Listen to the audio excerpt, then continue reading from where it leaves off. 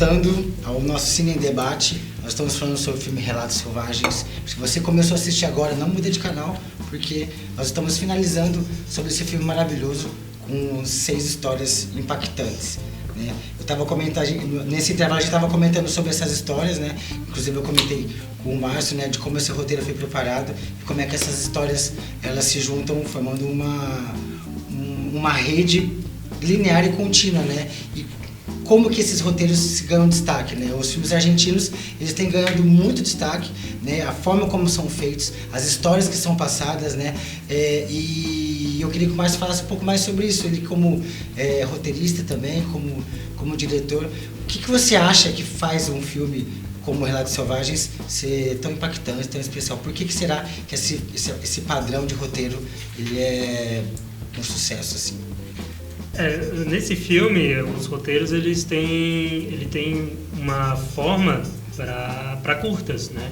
Curtas ou médias. Você vê que tem ele começa numa linha tênue, baixa e aumenta. Isso negativo e positivo. E é muito rápido. E ele prende cada história por causa disso. Eu acho que se ele tivesse que emendar do primeiro episódio até o último, como se fosse um longa só, não ia dar certo. Ia ficar um filme muito chato. Tu não ia conseguir ver. Você se prende justamente porque você sabe que são histórias separadas, né? São relatos. Cada um é um relato. Fora os personagens muito bem pensados, você entra nos personagens. Sim, você se identifica. Você se identifica, você torce para que a vingança aconteça, né? E foi genial o roteirista ter pensado nos personagens na história. O cinema argentino, falando de uma forma geral, são histórias. Eles contam histórias, né? Diferente, né? Se fosse, não gosto de comparar, né? Mas Hollywood pensa no roteiro comercial para vender, né? Claro, tem história, mas ela não é tão colocada em roteiro, né? A história em Hollywood é mais de sinopse. Eu ouço até dizer que são filmes de caixinha, tá ligado? Tem um filme blockbuster, tem um filme pra premiações, isso, sabe? E os roteiros são vistos dessa forma. Eu vou fazer a Disney. Se você pega o Disney das princesinhas, você vê que as histórias são sempre iguais, são muito parecidas, quase iguais. Ela tem um padrão, é assim porque é para vender, né? Para vender. E o cinema argentino é história, cara. É história, porque os roteiros eles são quase que minimalistas, assim. Eles não são comerciais, se a gente pegar cruamente e ver. Sim, são boas histórias. São boas histórias. Histórias que vale a pena ser contadas, né?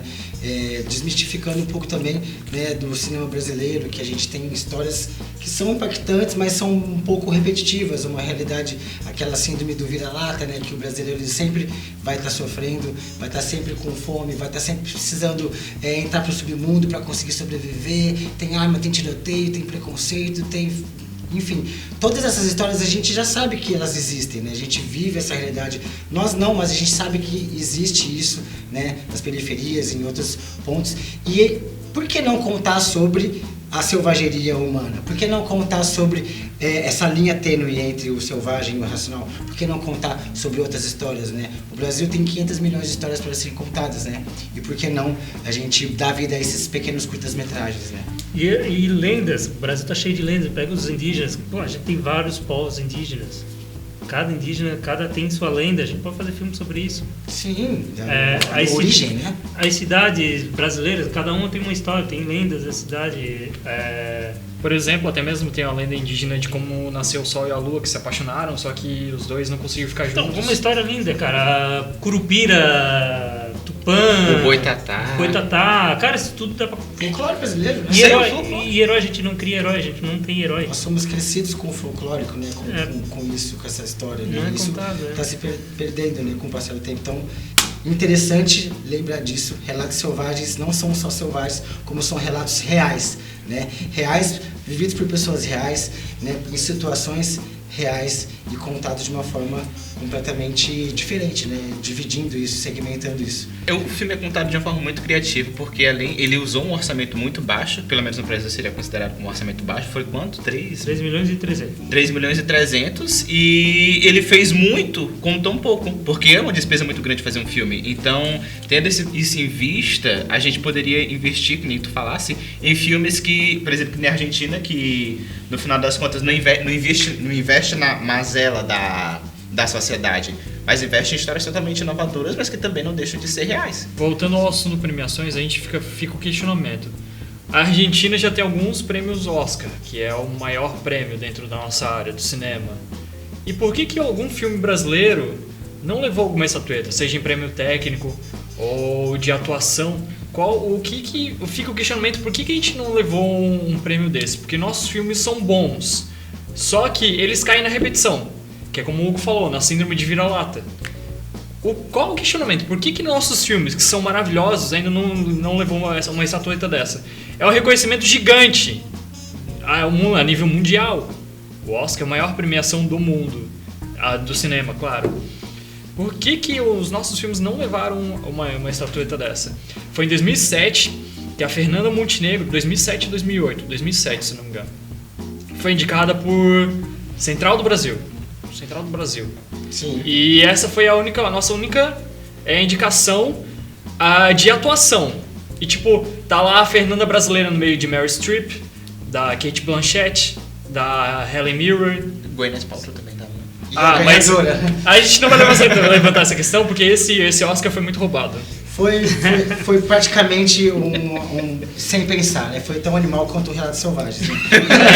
Voltando então ao filme Relatos Selvagens, a gente gostaria de finalizar contando um pouquinho da última história, né? Ô Luli, o que foi esse casamento aí? Casamento torna o filme irretocável, acima da excelência. Não é? Aquela cerejinha em cima do bolo, né? Damien Zifron soube dosar bem assim, a comédia e a tragédia, assim, onde o humor funcionou muito bem. Né? Uma experiência assim. Por favor, se tiver casamentos assim, me convidem. Porque porque drama não vai faltar, risada não vai faltar. Eu acho que vai ser um casamento muito divertido, me convidem. Imagina um casamento em que a noiva descobre que o noivo traiu ela naquela tarde. Né? A moça trabalhava com ele? Trabalhava com ele. E a moça é convidada do casamento, tá lá sentadinha, bela, plena na mesa, assim. E imagina, então assim... O que você faria no lugar? Isso na festa do casamento, ela já tinha se casado, já estava na festa do casamento todo e descobre mundo, isso. Todo mundo ali, né? Então... Até que ponto pode chegar, né?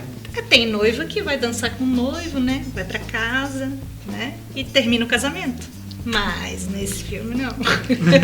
A gente não vai dar spoiler, porque a gente quer que você pegue o filme. a gente já deu muito, mas a gente quer que você pegue o filme e assista. Sim. Porque se a gente ficar contando a história aqui, vai estragar a experiência de vocês vendo o filme. Sim, eu acho que a intenção é realmente fazer vocês ficarem com vontade de assistir, né? De observar isso, de lembrar de algumas coisas que a gente falou. Não lembra de tudo, né? Porque o spoiler, que nada mais é o spoiler, né? É quando você conta um final do filme pra alguém, né? Que todos os amantes de cinema sabem que spoilers são... É que nem o diabo foge da cruz, né? Ninguém quer um spoiler, né? É um nesse vucu-vucu do casamento, ali, né? Porque tem é uma barbárie mesmo, né? Na barbárie, bem no ápice. É legal, é gostoso. É gostoso. A gente percebe que os noivos casados, eles não se conheciam antes. Eles não tinham se visto como realmente são, né? Os dois atuavam um pro outro, né? Sim. E ali, quando ela explode, né? Ela se mostra, a reação dele, ele também se mostra. Todos da festa também se mostram como realmente são. Então, na verdade, eles se apaixonam, eles se reconhecem e se admiram de uma certa forma pela primeira vez ali, então. No casamento, né? No próprio casamento. Na festa do Porque casamento. antes, então, ninguém sabia quem era quem. Sim, eles não haviam se reconhecido. Né? ainda, né? Que nem animais, quando você sente o cheiro do feromônio, né? Da fêmea, do macho, esse reconhecimento, né? Como é que ele pode ser muito comparativo com essa situação do casamento, né? Só que assim, a gente está dizendo aqui que a noiva pirou, né? Sim. Então, a pessoa pensa, a noiva pirou, veio nananana. Não, gente. É uma forma né? totalmente inovadora. A noiva criativa, pira e o negócio termina pirado também. E ninguém nunca imaginou. Você pode ter 10 mil pessoas assistindo aí, todo mundo pode dar o final para esse episódio e nenhum deles, nenhum vai ser o final que tem esse episódio, gente. É muito do... É coisa de maluco mesmo. É o que o Igor tá falando, de tu liberar esse lado animal.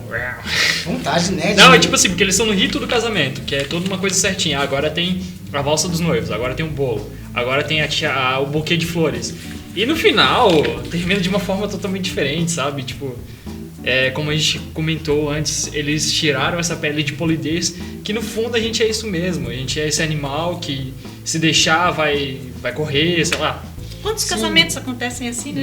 Não, eu não digo pela E o briga, massa mas... foi que eles se apaixonaram do casamento, que poderia ter sido diferente. Sim, poderia Se ser apaixonaram pelas identidades verdadeiras que eles estavam apresentando naquele admiraram, momento. né? Se admiraram.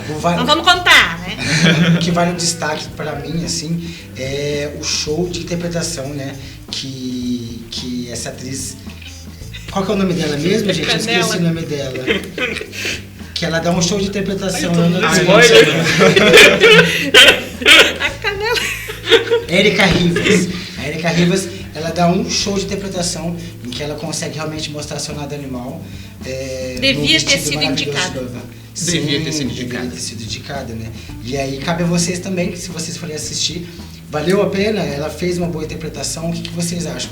Ela realmente foi uma leoa no vestido de noiva, né? Porque foi, assim, realmente de se admirar, né? Como é que ela conseguiu, né? E ele finalizou, parece que ele guardou essa história pro final só pra também a gente sair pirado. Não só ela pirada, o noivo e os convidados, mas a gente também termina o filme meio... né? Mas é bem satisfatório, é uma loucura meio satisfatória.